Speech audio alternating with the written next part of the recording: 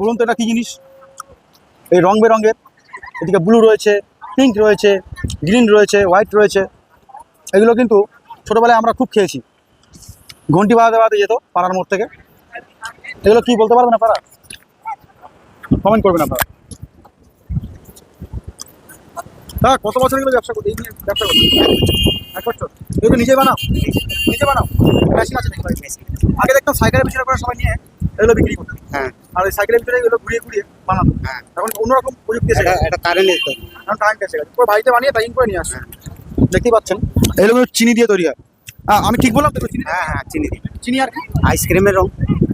চিনি আর আইসক্রিমের রং দিয়ে কিন্তু এগুলো তৈরি হচ্ছে। এগুলোকে কি বলে? হাওয়াই মিঠাই। একদম ঠিক, এগুলো কিন্তু হাওয়াই মিঠাই বলে বন্ধুরা। দেখতেই পাচ্ছেন এই যে হাওয়াই মিঠাই। হাওয়াই মিঠাই এই জন্যই বলে, এটাকে যখন প্যাকেট থেকে বার করে হাওয়ায় রাখা হয়, এই সমুদ্রের যে হাওয়া দিচ্ছে একদম সঙ্গে সঙ্গে কিন্তু শুকিয়ে একটু চিট হয়ে যাবে। তাই জন্য